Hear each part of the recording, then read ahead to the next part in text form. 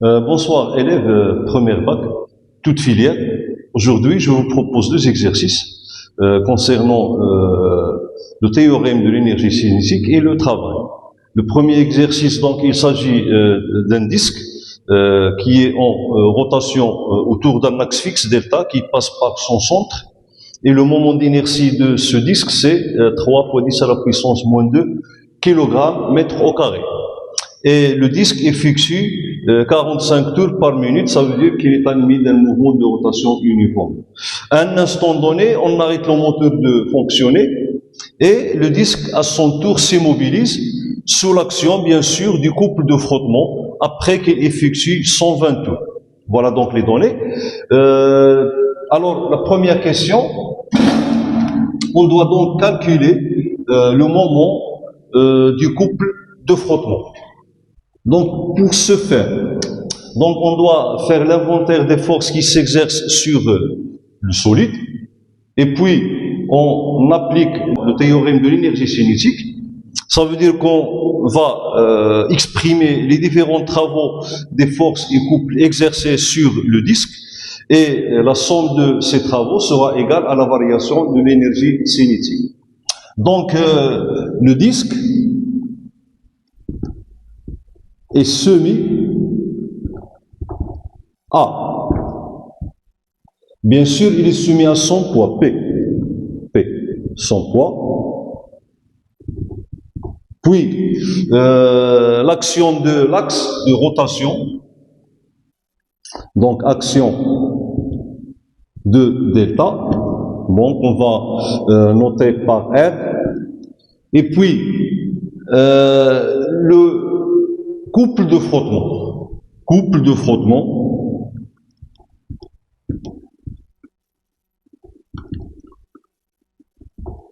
de moment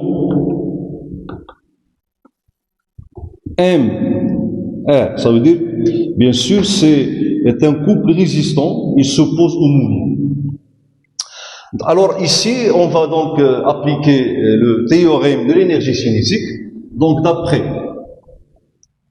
théorème de l'énergie cinétique, qui énonce delta EC égale à sigma des travaux des forces extérieures et aussi des couples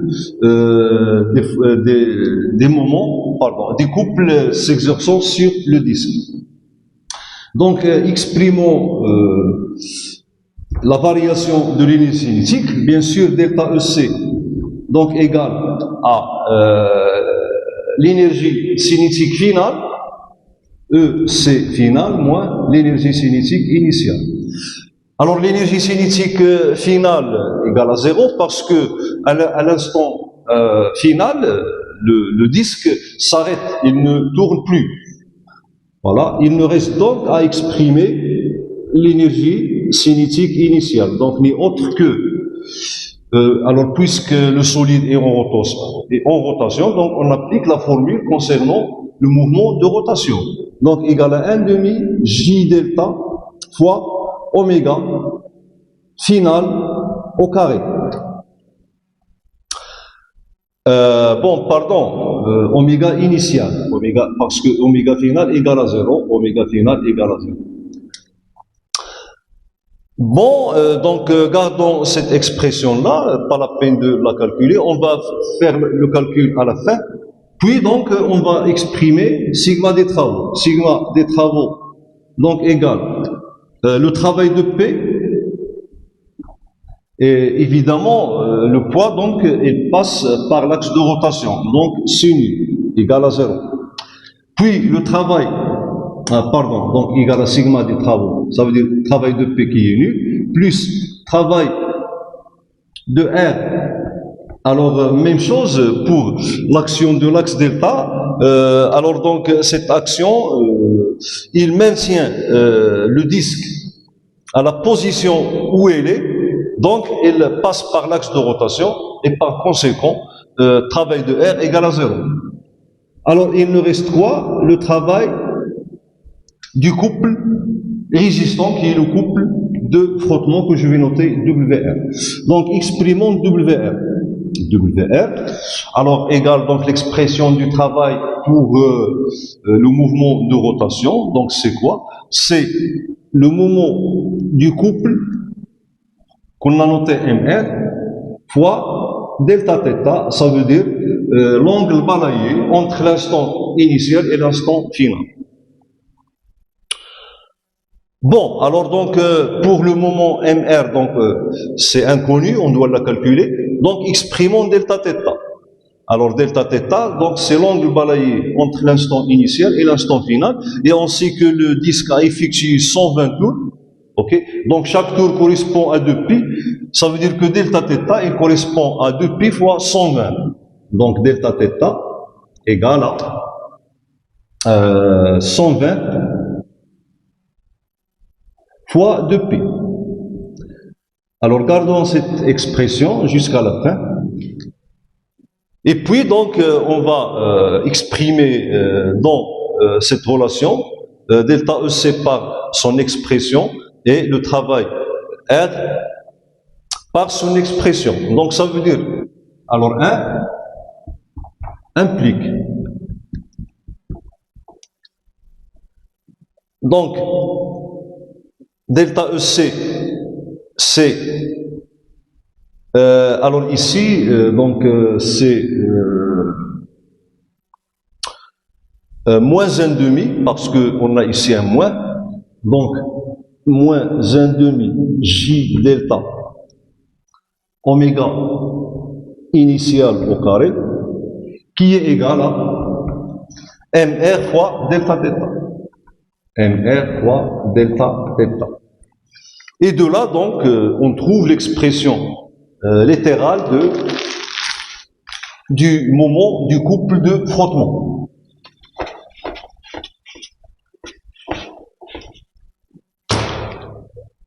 Alors, MR égale. Alors, moins 1,5 J delta oméga initial au carré divisé par delta θ.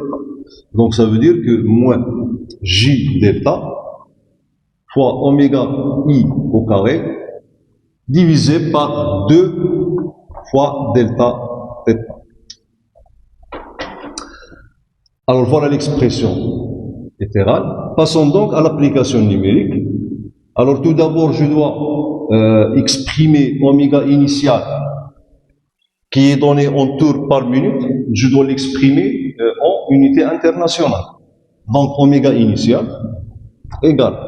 Donc, 45 tours, alors chaque tour correspond à 2π, divisé par 1 minute, c'est 60.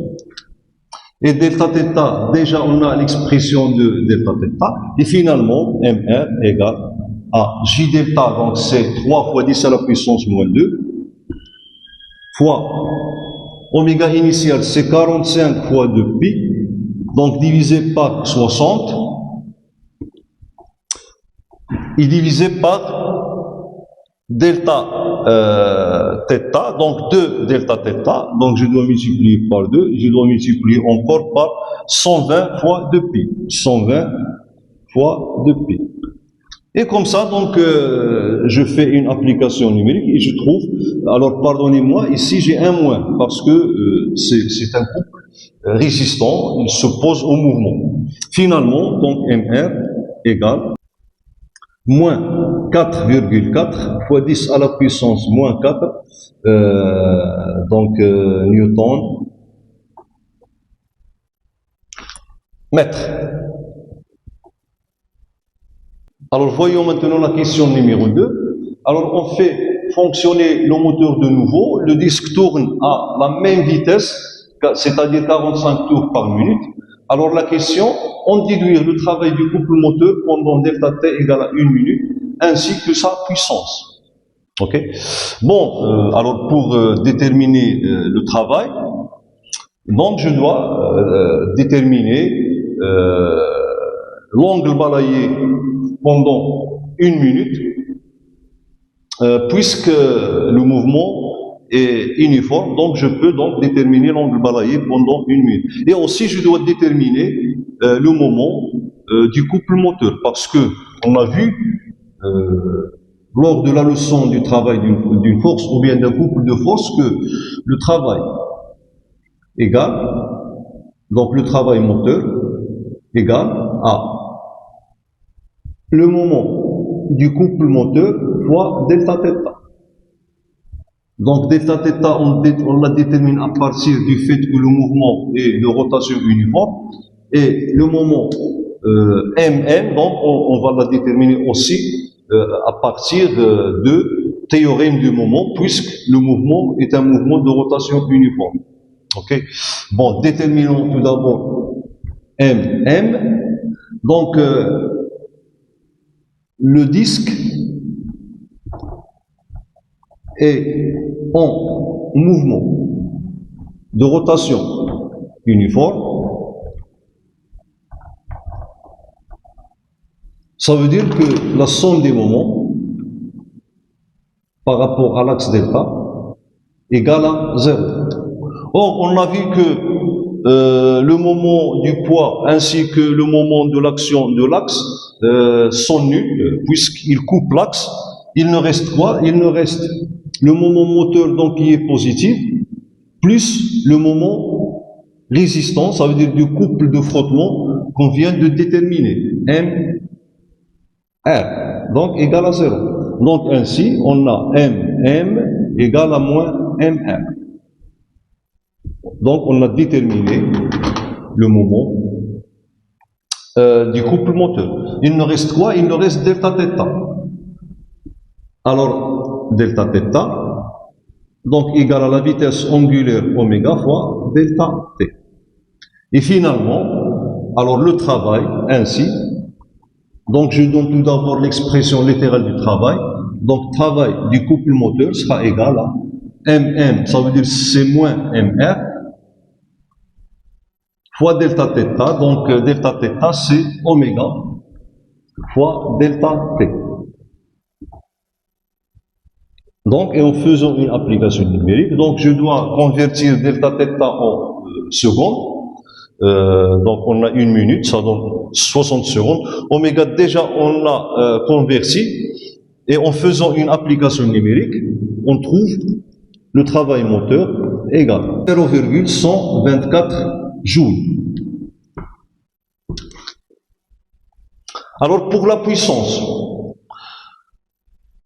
la puissance, donc on a deux relations qu'on peut les utiliser tous les deux, et ils nous donnent le même résultat. Soit on utilise le fait que la puissance, donc qui est constante, puisque le mouvement est un mouvement de rotation uniforme, donc la puissance c'est le travail effectué pendant delta t sur delta t. Donc P égale à le travail divisé par delta t. Ou bien, donc, on utilise l'autre expression qui met en jeu la vitesse angulaire et le moment moteur. Ça veut dire que U, P égale à le moment moteur fois oméga. Application numérique. Donc la puissance P égale 2,07 fois 10 à la puissance moins 3 watts. C'est tout pour cet exercice. Passons à l'exercice 2. Alors l'exercice 2, on va étudier un système constitué par un cylindre en rotation autour d'un axe fixe et un solide S qui est en translation. Les deux solides sont reliés par un fil. Okay, le fil est enroulé sur le cylindre et l'autre extrémité elle est attachée au fil.